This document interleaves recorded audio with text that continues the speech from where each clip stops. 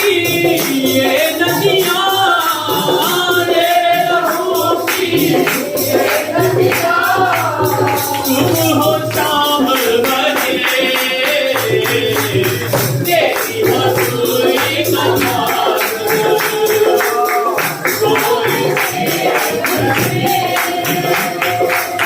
तेरी हजूरी का बाग,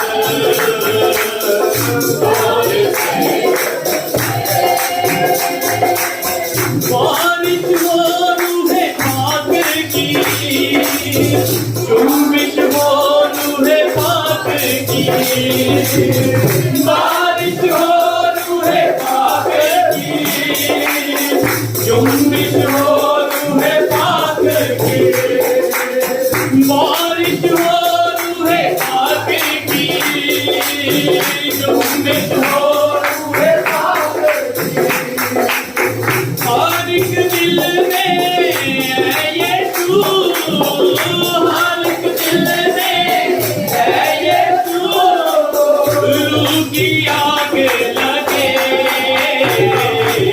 तेरी हजूरी का बाग,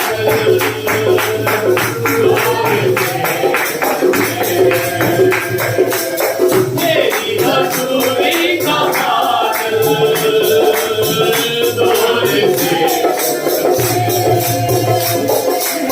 तेरे लहू से खुदावंद, तेरे लहू से खुदावंद, हर एक दिल भी धुले तेरी हजूरी का बाग,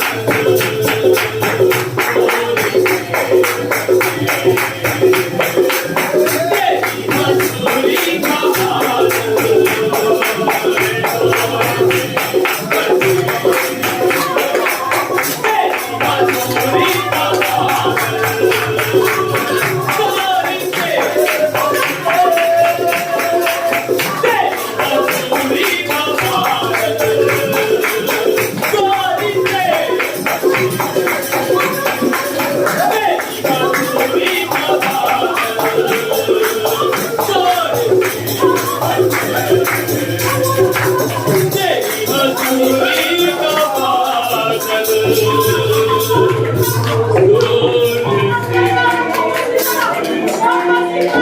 तेरे लहू से खुदावंद, तेरे लहू से खुदावंद, हर एक दिल भी खुले तेरी हजूरी का बाग,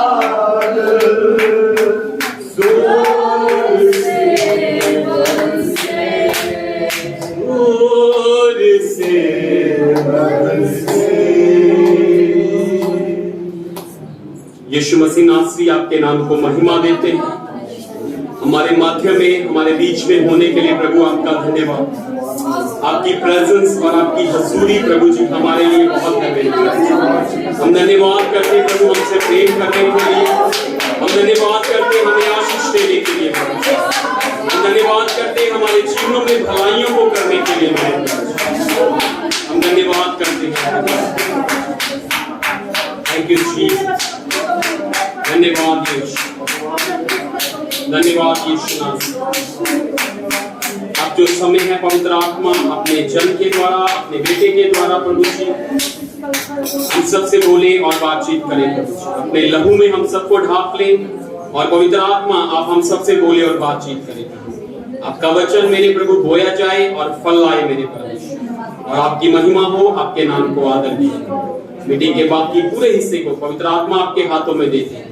हम सबकी अगुवाई आप करें, जलाल आपको मिले, महिमा आपको मिले। हम सुनने के लिए तैयार हैं पवित्र आत्मा, हम सबसे बोले और आप ही बातचीत करें।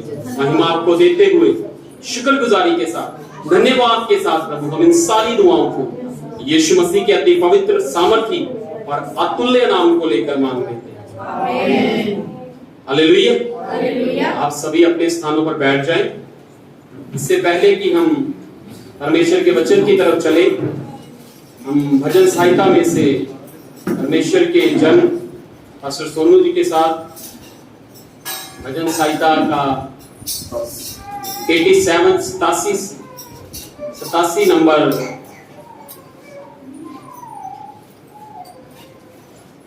भजन संहिता में से पढ़ेंगे। हम सब मिलकर सुनकर उनके पीछे बोल सकते हैं। हालेलुया। सभी भाई बहनों को जय मसीह। आइए हम मिलकर के परमेश्वर के वचनों को पढ़ेंगे। उसकी नींव पवित्र पर्वत में है, उसकी नींव पवित्र पर्वत में है, और यहोवा सिय्योन के फाटकों से याकूब के सवारे निवासियों से बढ़कर प्रीति रखता है। और यहोवा सिय्योन से के फाटकों से याकूब के सारे निवासियों से बढ़कर प्रीति रखता है।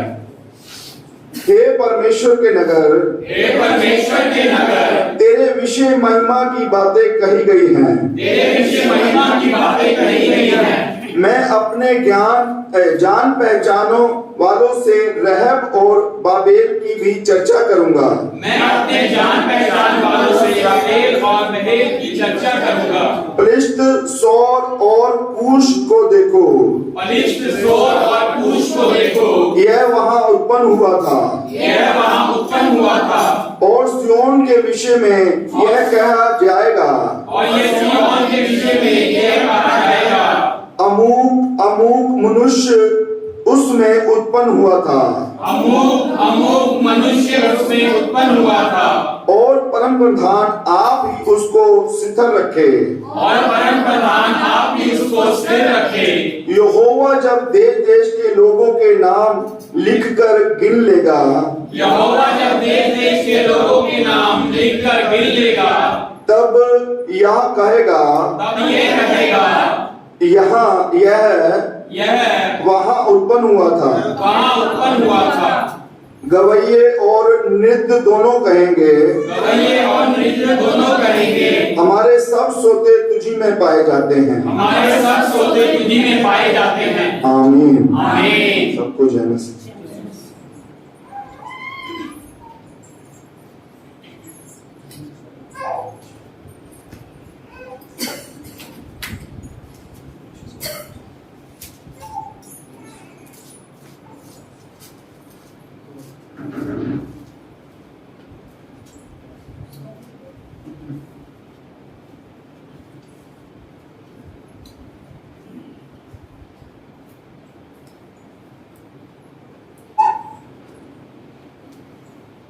हालेलुया। आइए हम सभी अपनी आंखों को बंद करें। पिता परमेश्वर जी, हम आपका शुक्र धन्यवाद करते हैं आज के सुंदर समय के लिए जो आपने हमें दिया। पवित्र आत्मा जी, हम आपका धन्यवाद करते हैं, आप जो हमारे बीच में रहते हैं, आपके नाम को सारी महिमा देते हैं। और प्रभु यीशु मसीह आपका लहू जो हमें शुद्ध करता है, हमें पवित्र करता है, हर बुराई और समस्या से प्रभु जी आप हमें बचाते हैं। हम आपका शुक्र करते हैं। आज का जो संदेश प्रभु जी आपकी ओर से है, प्रभु जी आप हम सबसे बातचीत करें, ताकि हमारे जीवन से प्रभु यीशु मसीह महिमा, आदर और जलाल आपको मिले। पवित्र आत्मा जी, मेरे सोचों पर, मेरे विचारों पर, मेरी देह पर आप अपना कब्जा लें, ताकि प्रभु यीशु मसीह हमारे जीवनों से महिमा, आदर आपको मिले पिता। और प्रभु यीशु के महान नाम में इस प्रार्थना को मांगते हैं। आमीन। हालेलुया। हालेलुया। प्रभु यीशु के मधुर नाम में आप सबको जय मसीह की। इससे पहले कि मैं परमेश्वर के वचन की ओर चलूं, हम सब अपने स्थानों पर खड़े होंगे, क्योंकि आज 15 अगस्त है। हम अपने देश के लिए प्रार्थना करेंगे, देश के हर एक नागरिक के लिए, कि परमेश्वर सबको अच्छा स्वास्थ्य दे और हमारे देश बहुत तरक्की करे, फले फूले, और परमेश्वर हमारे देश को बहुत ऐसे आशीष दे। हम सभी अपनी आंखों को बंद करें और प्रार्थना करेंगे। स्वर्ग और धरती के मालिक, हम आपका शुक्र धन्यवाद करते हैं, आकाश और पृथ्वी के कर्ता परमेश्वर, पिता परमेश्वर जी, प्रभु यीशु मसीह के नाम में प्रार्थना करते आज के दिन के लिए पहुंची, जबकि आज पहुंची पूरे हमारे पूरे देश में पहुंची 15 अगस्त का उत्सव है पहुंची मनाया जा रहा है प्रभु यीशु मसीह। और आज के दिन पहुंची आपने इस देश को स्वतंत्र किया, आजाद किया। हम आपका शुक्र, आपका धन्यवाद करते हैं। और पिता परमेश्वर जी प्रभु यीशु मसीह के नाम में प्रार्थना करते हैं, हम अपने देश के लिए प्रभु जी, एक एक राज्य के लिए प्रभु जी, एक एक स्टेट के लिए प्रभु जी, एक एक गांव के लिए, एक एक शहर के लिए प्रभु जी, और प्रभु जी जितने भी लोग इस देश में पाए जाते हैं प्रभु जी, क्या पुरुष, क्या स्त्री, क्या बच्चे, क्या बुजुर्ग प्रभु जी, और प्रभु जी हम उन सबको प्रभु जी आप फलवंत करें और उन सबको बहुत ऐसे आशीष दे। हमारा देश प्रभु जी, इस देश में शांति बनी रहे, हमारे देश में अमन बना रहे, हमारे देश में प्रभु जी प्यार बना रहे प्रभु जी, और प्रभु जी हमारा देश फले फूले और प्रभु जी बहुत ऐसे आशीष पाए, और प्रभु जी आप इस देश को प्रभु जी बहुत ऐसे फलवंत करें और बहुत ऐसे प्रभु जी आप हमारे देश को आशीष दे प्रभु जी। और हम आपका शुक्र धन्यवाद करते हैं सभी भाइयों के लिए, और इस प्रार्थना को प्रभु यीशु के महान नाम में मांगते हैं, आमीन। आप सभी बैठ जाए। प्रभु यीशु मसीह का धन्यवाद हो आज के सुंदर समय के लिए, सुंदर दिन के लिए, जो पर हमारे परमेश्वर ने हमें दिया है, हमारे लिए बड़ी अद्भुत बात है। Hallelujah, hallelujah. हम बाइबल में से देखेंगे इफिसियों की पत्री 2 अध्याय उसकी 4 आयत को।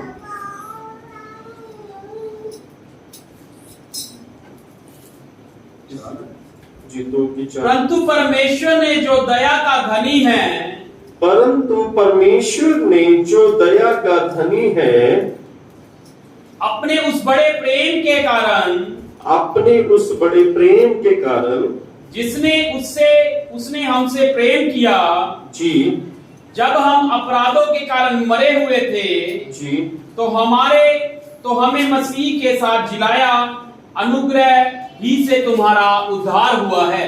हालेलुया।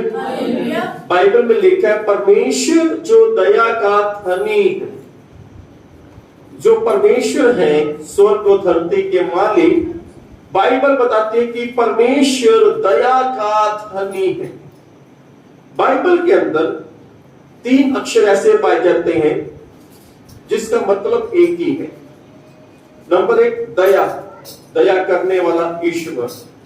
नंबर 2 अनुग्रह, अनुग्रह का भी मतलब होता है कि दया करने वाला परमेश्वर।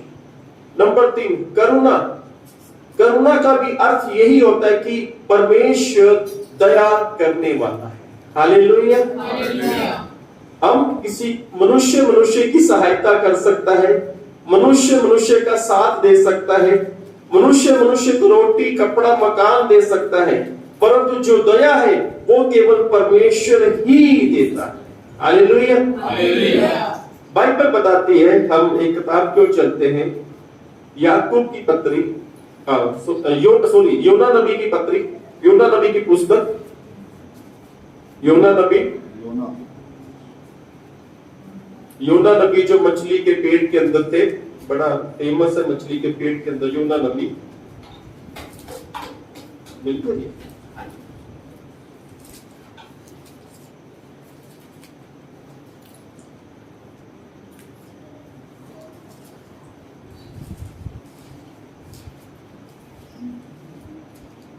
इसकी 4 और 2 आयत, योना नबी की पुस्तक 4 अध्याय उसकी 2 आयत।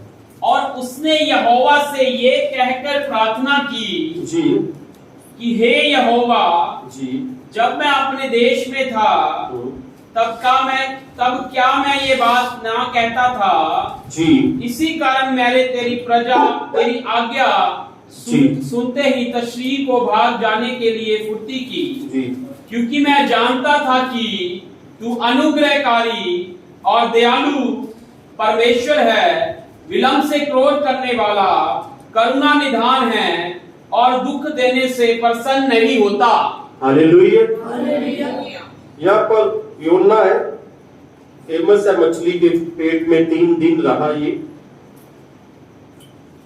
बाइबल बताती है कि जब परमेश्वर ने इस नबी से, इस भविष्यद्वक्ता से बात की, परमेश्वर ने इसे एक उपदेश दिया, एक आज्ञा दी कि नीनवे नगर जो महानगर है उस देश में जा, उस देश के जो लोग हैं वो भटक चुके हैं, उस देश के जो लोग हैं उन्होंने परमेश्वर की आज्ञा का उल्लंघन कर दिया है, उस देश के जो लोग हैं वो अपनी मनमर्जी से जी रहे हैं, उस देश के जो लोग हैं वो परमेश्वर के विरुद्ध चल रहे हैं, और जाकर तू भविष्यवाणी कर कि 40 दिन बाद परमेश्वर इस देश में जितने भी लोग हैं सब मर जाएंगे।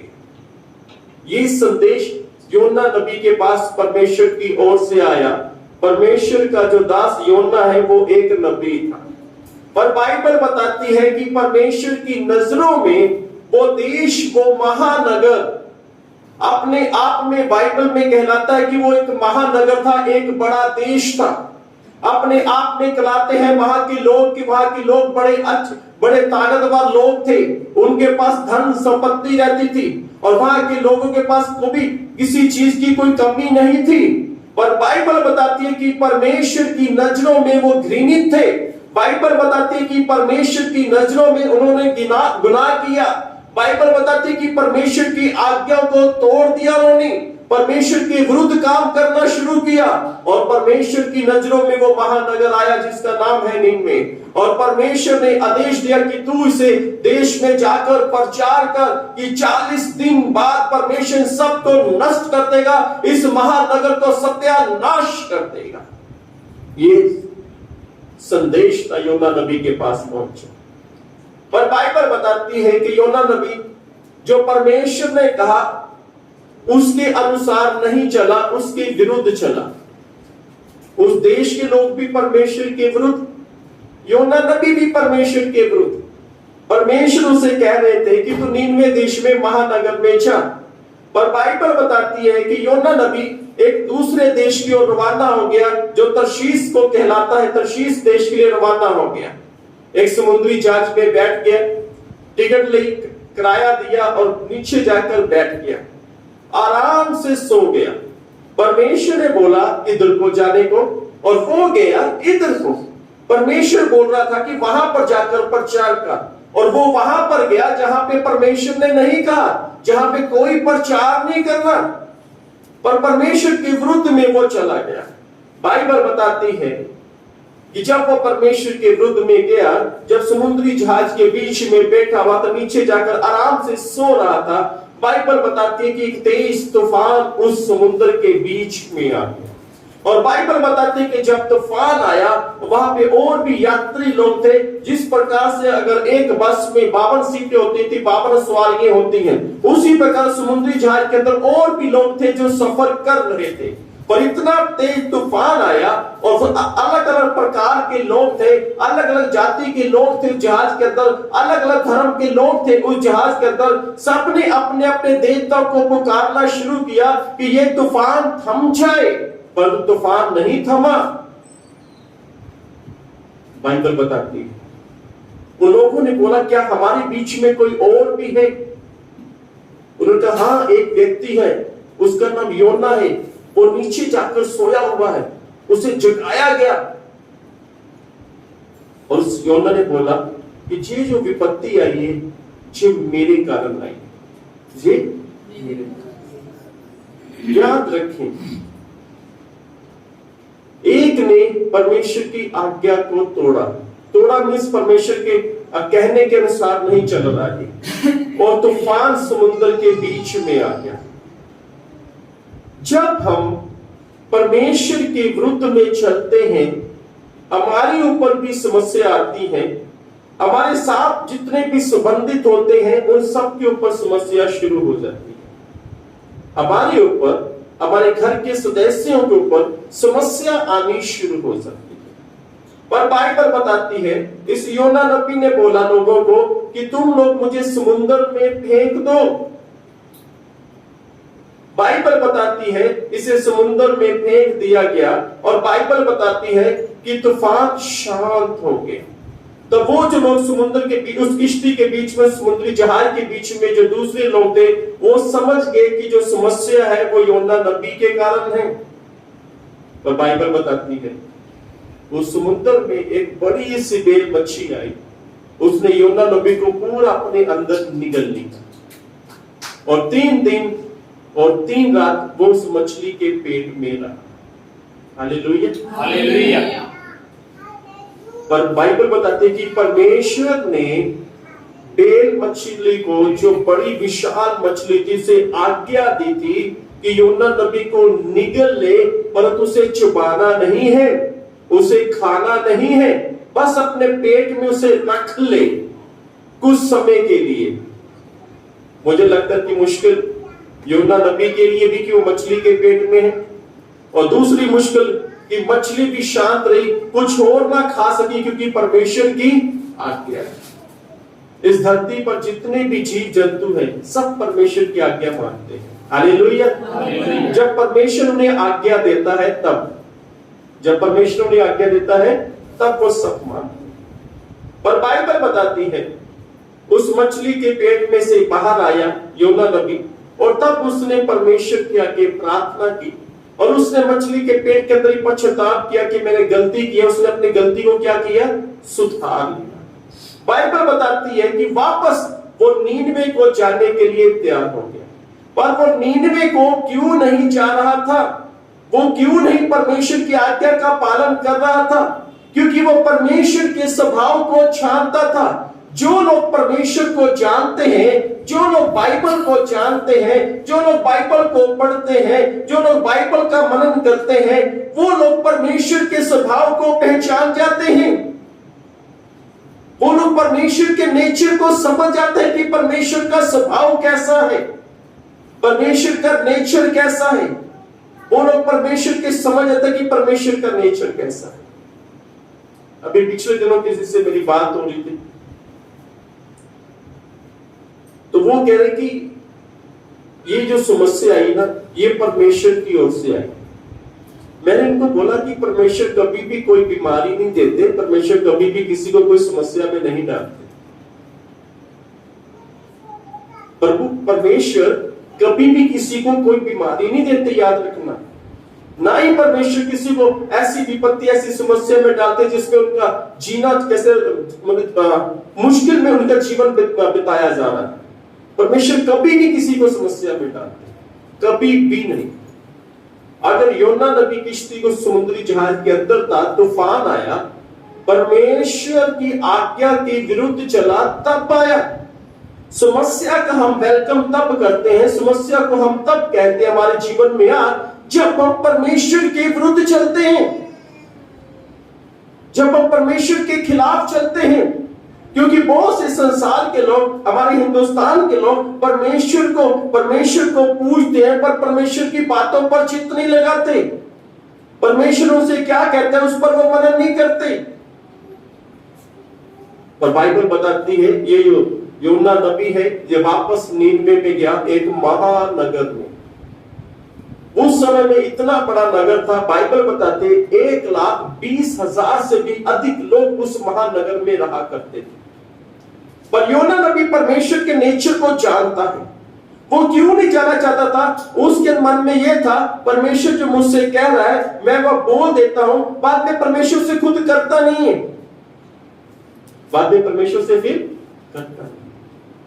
पर बाइबल बताती योना नबी उस महानगर में गया, 40 दिन वहां पे रहा, और उसने 40 दिन एक ही प्रचार किया कि आज से 40 दिन के बाद परमेश्वर इस देश को, इस नगर को, इस महानगर को, वहां की स्त्रियों को, वहां के पुरुषों को, वहां को बच्चों को, सबको नष्ट करेगा, सबको खत्म करेगा। क्योंकि सब ने परमेश्वर के विरुद्ध में गुनाह किया है, और सब परमेश्वर के विरुद्ध में फिर चुके अपनी मन मर्जी कर रहे हैं।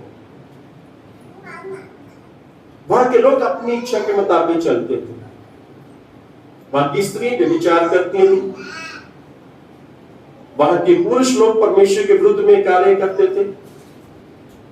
मतलब इतने घिनौने काम करते थे। बाइबल में उनका विस्तार से तो नहीं है, पर तो बाइबल में ये लिखा कि परमेश्वर के विरुद्ध में वो घृणित काम थे, परमेश्वर के विरुद्ध में चलते थे, इसलिए परमेश्वर उन्हें नष्ट करने को था।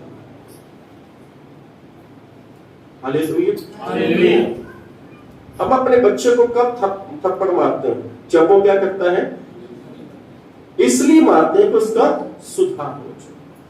पर बाइबल बताती है कि जब योना नबी ने प्रचार किया, उसने बोला कि परमेश्वर 40 दिन के बाद इस देश के लोगों को, महानगर को नष्ट करने वाला है, खत्म करने वाला है। बाइबल बताती है वहां की स्त्रियों ने, वहां के पुरुषों ने, वहां के राजा ने, वहां के जो धन धनवान लोग थे, वहां के कर्मचारियों ने जब यहोवा का संदेश सुना, बाइबल बताती है कि जब उन्होंने परमेश्वर का संदेश सुना, बाइबल बताती है बाइबल बताती है कि वो घुटनों के बल आ गए। बाइबल बताती है कि उन्होंने अपने ऊपर राख डाली, और बाइबल बताती है कि वो विलाप करने लगे। बाइबल कहती है कि वो रोने लगे, विलाप करने लगे। और वहां के राजा ने जो बड़े अच्छे वस्त्र पहने हुए थे, उसने अपने वस्त्र उतार के साधारण वस्त्र पहन लिए और घुटनों के बल आया, और उसने भी अपने ऊपर राख डाली और वो रोने लगा, और वहां के लोग पश्चाताप करने लगे। जब परमेश्वर के सब वचन को सुना कि परमेश्वर 40 दिन के बाद ऐसा करने वाला है, वो लोग पश्चाताप करने लगे, वो लोग रोने लगे, वो लोग विलाप करने लगे, परमेश्वर हम पर दया कर, परमेश्वर हम पर दया कर, परमेश्वर हम अपने पापों को मानते हैं, परमेश्वर हमने जो घिनौने काम किए उसे मानते हैं, परमेश्वर हम पर दया कर। बहुत से लोग प्रार्थना करवाते हैं, उस वक्त चंगे हो जाते हैं, 1 हफ्ते बाद या 1 महीने बाद फिर वो बीमारी, जब वो समस्या फिर से आ जाती है। कारण ये कि पश्चाताप नहीं करते, प्रार्थना करवाते हैं परंतु पश्चाताप नहीं करते। पश्चाताप का अर्थ है बिल्कुल यू टर्न ले लेना है, वापस परमेश्वर की ओर आ जाना। कहां जाना? वापस परमेश्वर की ओर आ जाना। और बाइबल बताते हैं महानगर के लोगों ने, क्या स्त्री, क्या पुरुष, क्या बच्चे, वहां पे जितने भी जीव जंतु उस नगर में पाए जाते थे, किसी को ना खाने को कुछ दिया गया, ना पीने को कुछ दिया गया। सब लोग उपवास में आ गए और विलाप करने लगे और रोते गए जब तक परमेश्वर ने उन पर दया ना की। हालेलुया। और बाइबल बताती है ये जो योना नबी जो नीनवे को नहीं जाना चाहता था, ये परमेश्वर के नेचर को छानता था। और बाइबल बताती है 40 दिन बीत गए, उस देश में कुछ भी नहीं हुआ, वो देश नष्ट नहीं हुआ, वो महानगर नष्ट नहीं हुआ, ना वहां का कोई स्त्री, वहां की कोई स्त्री मारी गई, ना कोई पुरुष मारा गया, ना कोई बच्चा मारा गया। योना नबी गुस्से में आ गया, कहने लगा कि ये क्या परमेश्वर, आपने बोला था कि ये संदेश कर मैं 40 दिन के बाद मार दूंगा सबको, और आपने मारा नहीं है। योना गुस्से में आ गया। पर आपको बात बताता हूं, आपका पश्चाताप परमेश्वर के इरादे को बदल देता है। Hallelujah, hallelujah. आपका विलाप करना, आपका पश्चाताप करना, परमेश्वर के पास वापस लौट आना, परमेश्वर के इरादे को बदल देता है। परमेश्वर ने जो वादा किया, जो कहा, उससे बदल देता है परमेश्वर। Hallelujah, hallelujah. बाइबल बताती है परमेश्वर ने सब पर दया की। ये जो दया है, बाइबल लिखा है कि वो दया का धनी है। दया असल में क्या है? चंगाई होना ये दया नहीं है, हमारे पाप क्षमा होने ये परमेश्वर की दया है। दया करते परमेश्वर ने सब लोगों पर दया की। आज भी चाहे वो अमीर है, चाहे वो गरीब है, चाहे किसी भी धर्म का क्यों ना, परमेश्वर उन पर दया करता है, परमेश्वर उन पर अनुग्रह करता है, परमेश्वर उन पर करुणा करता है। बाइबल बताती है योना नबी की 4:2 में योना क्या कहता है कि परमेश्वर मैं तेरे नेचर को, तेरे स्वभाव को जानता हूं। ये पढ़ना के उसने यहोवा से ये कह के प्रार्थना की। योना नबी ने परमेश्वर के आगे प्रार्थना की, हे यहोवा जी, जब मैं अपने देश में था जी, तब क्या यही बात ना कहता था जी।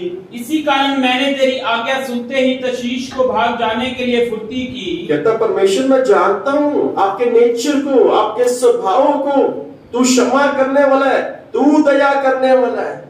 कई बार ऐसा होता है ना, हमारे पड़ोस में, हमारे मोहल्ले में, हमारे शहर में, हम कहते हैं ये बंदा मर क्यों नहीं जाता, कितने गुनाह करता है, किसी को आराम से रहने नहीं देता, है ना, सुबह से लेकर शाम तक हल्ला करते रहता है, शोर करता है, झगड़ा करता है, लड़ाई झगड़ा करता रहता है, क्यों नहीं मर जाता ये। फिर हम किसी पर अपने पड़ोसियों के प्रति, अपने शहर के कुछ लोगों के प्रति, है ना, बहुत से लोग मोदी के विषय में सोचते हैं ये मोया मर क्यों नहीं जाता। ज्यादातर किसान इस प्रकार से कहते हैं, पर बाइबल बताती है परमेश्वर चाहता है कि मैं उस पर क्या करूं, जी पढ़ना जी बड़ा अच्छा। क्योंकि मैं जानता था कि तू अनुग्रहकारी और दयालु परमेश्वर है। योना नबी कहते हैं मैं जानता हूं कि परमेश्वर तू अनुग्रहकारी है, यानी तू दया करने वाला है, तू दयालु है, तू दया करने वाला है। यानी मनुष्य पर दया नहीं करता, परंतु परमेश्वर हर एक मनुष्य पे दया करना चाहता है। Hallelujah, hallelujah. हर एक मनुष्य पर। देखिए, एक मनुष्य ने चोरी की, उसका पाप है चोरी करना, परमेश्वर ने उस पर भी दया की। एक मनुष्य ने किसी की हत्या की, वो भी पाप है, पर परमेश्वर ने उस पर भी क्या की? हालेलुया। परमेश्वर ऐसा नहीं है कि जिसने चोरी की उस पर दया की, जिसने हत्या की नहीं तूने तो बहुत बड़ा पाप किया, मैं तुझ पर दया नहीं करूंगा। परमेश्वर सब पर दया करने वाले। जी पढ़े बाबू जी। और विलंब से क्रोध करने वाला जी, करुणा निधान है जी, और दुख देने से प्रसन्न नहीं होता। जी। इसलिए अब हे यहोवा, बस परमेश्वर नहीं चाहते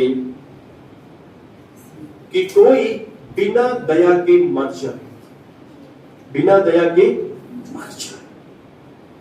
बाइबल में लिखा हुआ है परमेश्वर चाहते हैं इस संसार में जितने भी लोग हैं वो परमेश्वर को जाने। परमेश्वर चाहता है कि मैं उन पर दया करूं, पर दया तब होगी जब आप पश्चाताप करते हैं। हालेलुया। जब आप क्या करते हैं? पश्चाताप करते हैं। बाइबल के अंदर एक स्त्री थी, बाइबल कहती है कि वो स्त्री व्यभिचार करती हुई पकड़ी गई, और बाइबल कहती है कि उसे चराई में लेके लाके खड़ा कर दिया, और वहां पे जितने भी लोग थे सबके हाथों में पत्थर थे, और वहां पे प्रभु यीशु मसीह भी आ गए। लोगों ने प्रभु यीशु के बारे में कहा, प्रभु यीशु से कहा, व्यवस्था में ये लिखा हुआ है, मूसा की व्यवस्था में, बाइबल में ये लिखा हुआ है, यदि कोई स्त्री में विचार करते हुए पकड़ी जाए तो उसे पत्थर मार के उसे मार दिया जाए, और तू इसके विषय में क्या कहता है? प्रभु यीशु मसीह शांत रहे, प्रभु यीशु मसीह चुप रहे। बाइबल बताते हैं कि प्रभु यीशु मसीह छू के उसकी जमीन पर कुछ लिख दिया, फिर खड़े हो गए, उसके बाद फिर झुके और फिर वहां पे कुछ लिख दिया। पर बाइबल में यह नहीं लिखा गया कि क्या लिखा प्रभु यीशु मसीह ने। हो सकता है कि प्रभु यीशु मसीह ने लिखा, उस स्त्री को दिखाया कि देख व्यवस्था में ये लिखा हुआ है कि आज तेरी जो सजा है वो निर्धारित है, सब लोग पत्थर मार मार के तुझे मार देंगे, क्योंकि कानून ये कहता है, क्योंकि कानून ये कहता है। उस स्त्री के सामने उसकी मौत खड़ी हुई थी, सबके हाथों में पत्थर थे, सब बस पत्थर मार नहीं पाते कि यीशु मसीह बीच में आ गए। वो स्त्री रो रही थी, और जब उसने यीशु मसीह की उस पवित्रता की सामर्थ को एहसास किया, महसूस किया, वो रो रही थी। यीशु मसीह ने लोगों से बोला, ठीक है पत्थर मारो, व्यवस्था में ऐसा लिखा हुआ है, इस स्त्री को मार दो, व्यवस्था में ऐसा लिखा हुआ है, पर एक बात मेरी सुनो, जिसने कभी कोई पाप नहीं किया पहला पत्थर वो मारे, पहला पत्थर वो मारे जिसने कभी कोई अपने जीवन में पाप नहीं किया। जो थोड़ा धर्मी है, जो पापी को तुझ समझता अपने आप को धर्मी, कई बार हम हमारे अंदर एक ऐसा घमंड आ जाता है, हम अपने को बहुत धर्मी समझने लग पड़ते हैं। हमारे पड़ोसी कितने गंदे हैं, उनके बच्चे कितने गंदे, रोज गाली गलोच करते हैं, रोज झगड़ा करते हैं, शुक्र है कि हम ऐसे नहीं है, हम बिल्कुल ठीक है, हम तो अच्छे से चल रहे हैं। एक से बोलते हैं धार्मिकता का घमंड। पर बाइबल बताती है वहां के जो लोग थे बिल्कुल इसी प्रकार के से, उन सब के हाथ में पत्थर था। प्रभु यीशु मसीह ने कहा, जिसने कभी कोई पाप नहीं किया है पहले पत्थर वो मारे, शुरुआत वो करे। बाइबल बताती है जितने वहां पे लोग थे उस स्त्री को सजा देने आए थे, कानून के मुताबिक सबने अपना अपना पत्थर छोड़ा, फेंका और वापस अपने घर पे चले। और प्रभु यीशु मसीह ने उस स्त्री से बोला, क्या तुझे किसी ने सजा दी? उसने बोला, स्वामी नहीं। प्रभु यीशु ने बोला, मैं भी तुझे कोई सजा नहीं देता, क्योंकि वो परमेश्वर है। उसने व्यवस्था को तोड़ा है उस स्त्री ने, परमेश्वर का हक बनता है उसे सजा देने का, परमेश्वर का हक बनता है उसे दंड देने का, परमेश्वर का हक बनता है उसे मारने का। पर परमेश्वर ने बोला मैं भी तुझे कोई सजा नहीं देता, फिर से पाप मत करना। उस पर दया हो गई, ये है दया। उसे एक नया जीवन दान मिल गया। दया जब होती है इसका मतलब होता है कि हमारे सारे पाप खत्म होंगे। देखिए कई बार कभी अपने घर में ऐसा एक प्रैक्टिकल कई बार हम करते हैं। मान लो आपने मुझे चिट्ठी लिखनी हो, चिट्ठी का जमाना तो नहीं है, मान लेते हैं, मान लो आपने मुझे चिट्ठी लिखनी हो, आपने शुरुआत की, एक लाइन लिखी, आपको लगा यह सही नहीं है, थोड़ा सा गलत हो गया, तो आप क्या करोगे? ऐसे करेंगे और क्या कर देंगे? उसके बाद दूसरा पेपर लेंगे जो बिल्कुल साफ हो। ये है दया। हमारे जीवन में जितने पाप है, चाहे थोड़े हैं, चाहे ज्यादा है, चाहे कम है, चाहे कैसे भी हैं, परमेश्वर जब दया करता है उसको खत्म कर देता है और फिर से नए पन्ने में नई शुरुआत हमारी होती है। Hallelujah, hallelujah. इसे बोलते हैं दया। तो परमेश्वर अपने लोगों पर दया करता है और बाइबल बताती है, बाइबल के अंदर लूका की अंजील 19 अध्याय के अंदर, वहां पर एक व्यक्ति था, उसका नाम था जक्कई। बाइबल बताती है कि वो चुंगी लेने वालों का सरदार था। Hallelujah, hallelujah. इस संसार में दो धर्म ऐसे हैं जिन्हें आप नहीं देखेंगे कि वो कभी भी ब्याज पे पैसा दे रहे हो या फिर ले रहे हो। ज्यादातर ब्याज में पैसा देते। मुस्लिम लोग कभी ब्याज पे पैसा नहीं देते क्योंकि कुरान में ऐसा लिखा हुआ है, बाइबल में भी यही लिखा हुआ है। क्रिश्चियन लोग कभी भी ब्याज पे पैसा नहीं देते। अगर कोई मुस्लिम में एक आधा मिल जाए या क्रिश्चियन में एक आधा मिल जाए तो उनकी हालत बहुत ही बदतर हालत हो जाती है, उनके घर में श्राप आनी शुरू हो जाती है, क्योंकि परमेश्वर की आज्ञा है कि तू ब्याज पे पैसा मत देना। परमेश्वर की आज्ञा। और बाइबल बताती है कि ये जो जक्कई है ये चुंगी लेने वालों का सरदार है, यानी इनकम टैक्स डिपार्टमेंट का सबसे बड़ा ऑफिसर, यानी बहुत सी रिश्वत ये लेता होगा। पर बाइबल बताती है ये प्रभु यीशु मसीह को देखना चाहता था।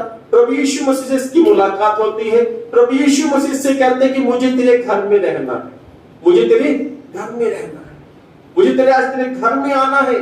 जक्कई मुझे तेरे घर में आना है। ये बड़ा आनंदित, बड़ा खुश हो गया। बाइबल बताती है कि जक्कई जब यीशु मसीह को अपने घर में लेके गया और आस पड़ोस के लोगों ने जब देखा कि यीशु मसीह जक्कई के घर में आया, लोगों ने पता क्या बोला?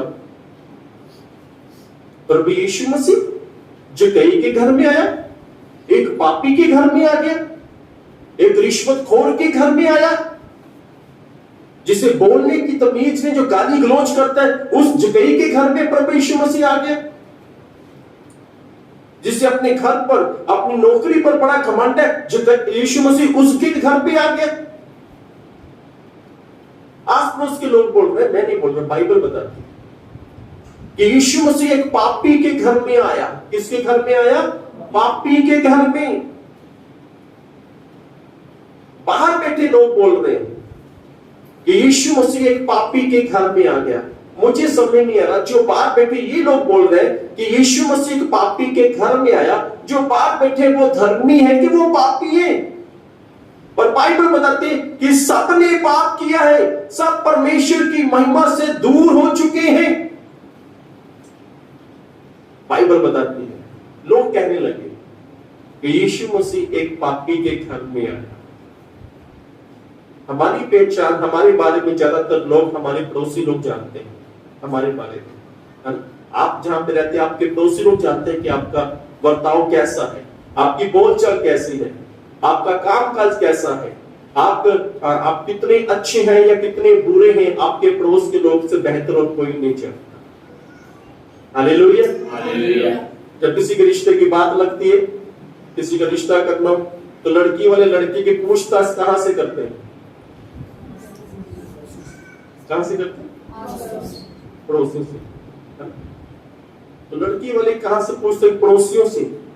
वो आपके मोहल्ले में, आपकी गली में वो लड़का है, वो कैसा है, शराब तो नहीं पीता, नशा तो नहीं करता, नौकरी करता है, अच्छा पैसा कमाता है, या फिर जहां पे वो नौकरी करता होगा वहां के लोगों से पूछताछ होगी, क्योंकि वो बेहतर जानते। और यहां पर जकई के आस पड़ोस के लोग कह रहे हैं कि प्रभु यीशु मसीह एक पापी के घर में आए हैं।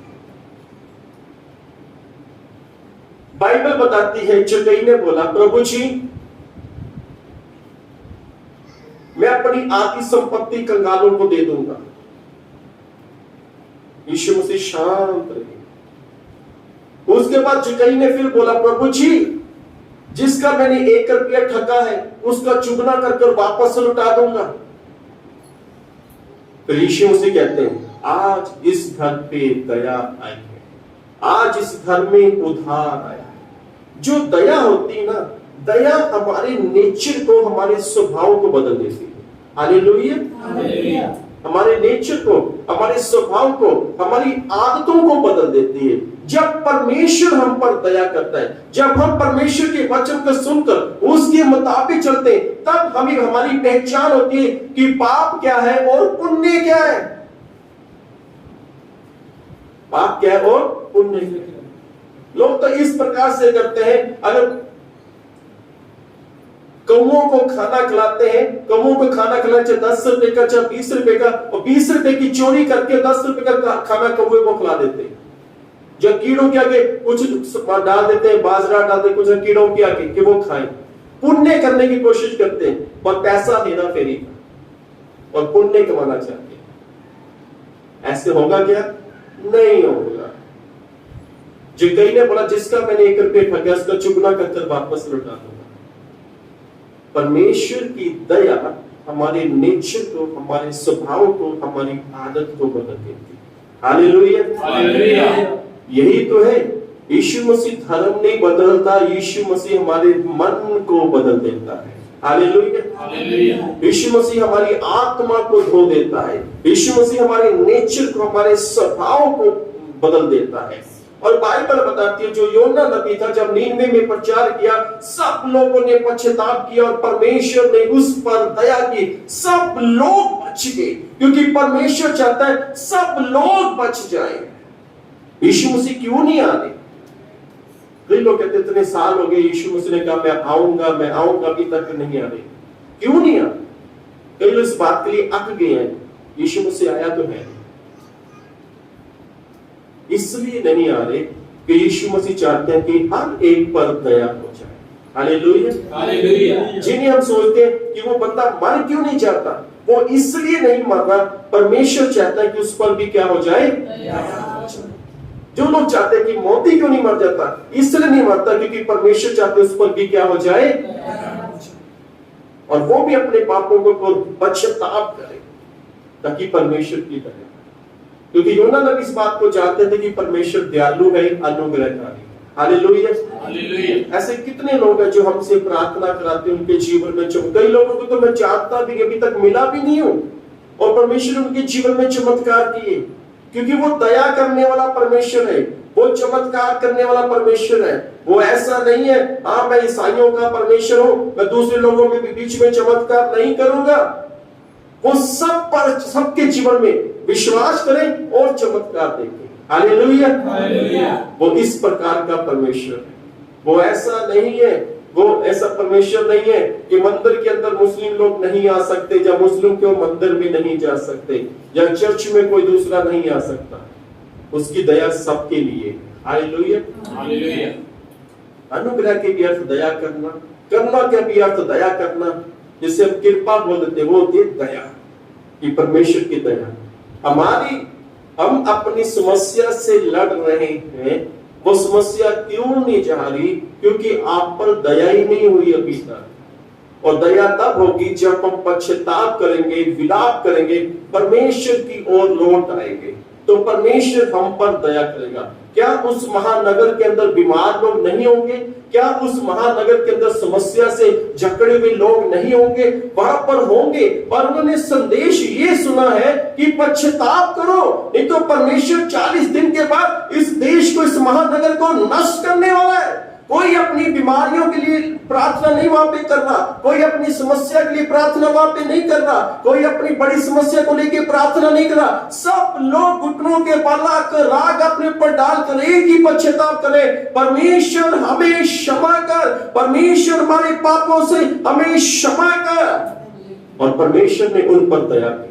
Hallelujah, hallelujah. बाइबल बताती है कि वो दया का धनी परमेश्वर है, वो दया का धनी, उसकी दया ही नहीं खत्म होती। Hallelujah, hallelujah. तो परमेश्वर हम पर दया करने वाला ईश्वर है, और उसकी दया, याद रखें, आपकी परमेश्वर की दया आप पर है तो आप सबसे अमीर लोग, अमीर है, सबसे महान है। हालेलुया।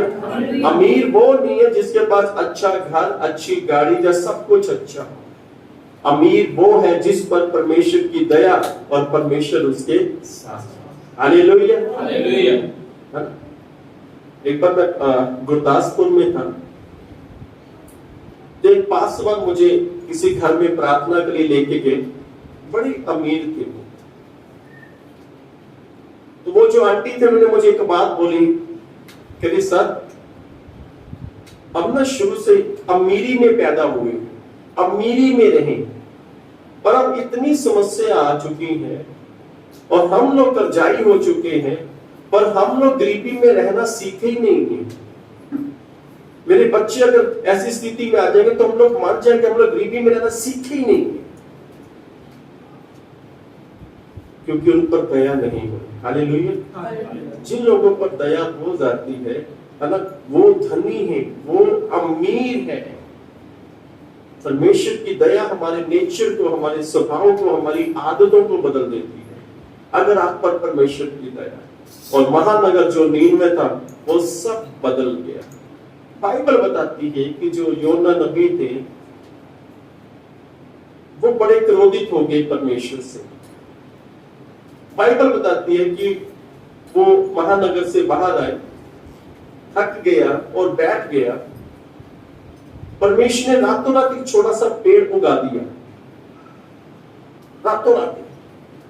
सुबह हुई जब तेज धूप योना के ऊपर पड़ी, और उससे पहले, धूप पड़ने से पहले, वो एक रातों रात एक पेड़ उगाया, उसके बड़े बड़े पत्ते आ गए, उसकी छाया में बड़ा खुश हुआ, बड़ा आनंदित हो गया कि मुझे धूप का सामना नहीं करने पड़ा और मैं एक पेड़ के नीचे छाया में हूं। उसके बाद फिर शाम हुई, परमेश्वर ने एक कीड़ा भेजा, उस कीड़े ने उस पूरे पेड़ को चाट दिया, खा लिया, नष्ट कर दिया।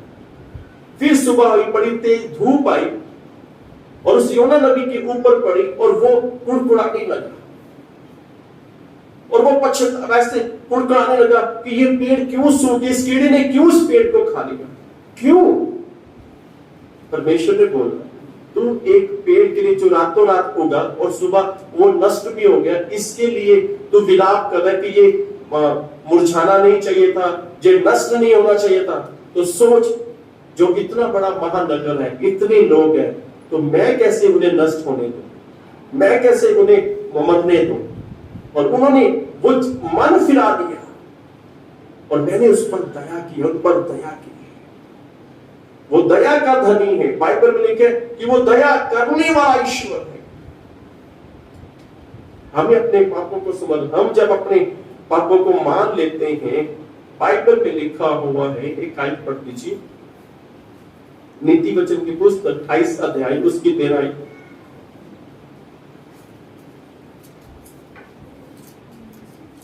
देखो, जो अपने अपराध छिपा रखता है, जो अपने गुनाह छुपा कर रखता है, उसका कार्य सफल नहीं होता।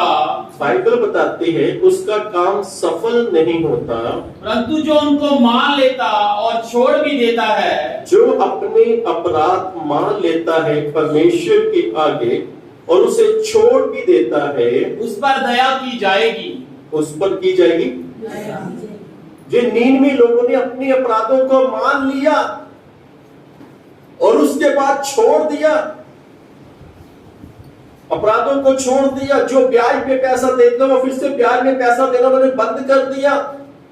जो लोग गाली गलौज करते थे उन्होंने गाली गलौज करना बंद कर दिया। जो स्त्री बुरी संगति में थे उन्होंने उस संगति को छोड़ दिया। और परमेश्वर ने इसलिए उन पर दया की। उन्होंने अपने गुनाहों को मान लिया और छोड़ दिया। परमेश्वर की दया उन पर हो गई। हालेलुया। ये है परमेश्वर की दया। परमेश्वर हर एक इंसान से प्यार करता है। एक बात बता के खत्म करता हूं। बाइबल में लिखा है कि जो बारिश होती है वो धर्मियों पर भी गिरती है, अधर्मियों पर भी। क्या कभी आपने ऐसा देखा कि एक तरफ धर्मी लोग हैं, एक तरफ अधर्मी लोग हैं, और बारिश केवल धर्मियों पर पड़ रही है, अधर्मियों पर नहीं? बारिश सब पर पड़ती है। कभी ऐसा हो सूरज की रोशनी पापियों पर पड़ रही है, धर्मियों पर नहीं पड़ रही, सब पर पड़ती है सूरज की रोशनी। तो परमेश्वर की दया सबके लिए है। हालेलुया। बाइबल बताते हैं जो अपनी गलतियां मान लेता है, जो अपने पाप मान लेता है, जो छोड़ देता है, उस पर दया की जाती है। और बाइबल हमें पाप की पहचान करवाती है कि हम पापी। हालेलुया। हालेलुया। क्या करवाती है? पहचान की हम पापी हैं। हाँ, हमारे अंदर कोई ना कोई पाप छुपा है, और जब उसे मान लेते, उसे छोड़ देते हैं, परमेश्वर हम पर क्या करता है? दया करता है। और परमेश्वर ने नीनवे के उस महानगर के हर एक निवासी पर, हर एक स्त्री, पुरुष और बच्चों पर दया की है। परमेश्वर ने उसने अपनी दया को वहां पे प्रकट किया, तो वो दया हम सब पर बनी है। हालेलुया। आइए हम अपनी जगह पर खड़े हो जाएं।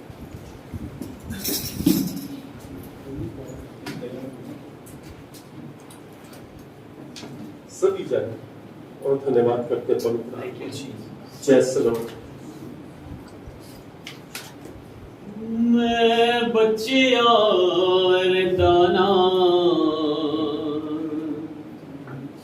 जे तेरी दया ना हुंदी, मैं बच्चिया दाना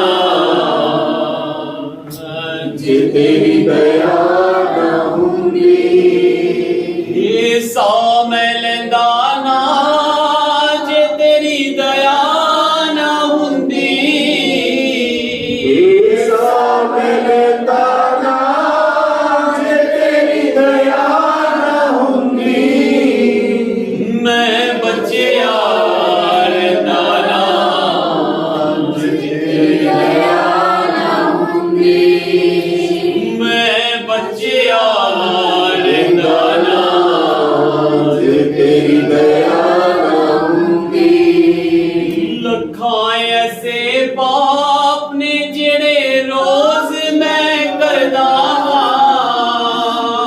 लखां ऐसे पाप ने जेड़े रोज मैं करदा, तेरियां अखां हंझुआं दे नाल रोज मैं भरदा, तेरियां अखां हंझुआं दे नाल रोज मैं भरदा, हर रोज मैं भरदा, हर रोज मैं भरदा, तेरे सामने बैंदा ना तेरी दया ना हुंदी, तेरे सामने बैंदा ना जे तेरी दया ना हुंदी, ये सामल दाना जे तेरी दया ना हुंदी, ये सामल दाना जे तेरी दया ना हुंदी, मैं बच्चिया दाना जे तेरी दया ना हुंदी, मैं बच्चिया दाना जे तेरी दया ना हुंदी, निवार विड गया हाँ तू मैनू चुकिया जिन्नी बार मिल गया तू मैनू चुकिया दियान तसल्ली दिल जद मेरा दुख आए, दियान तसल्ली जद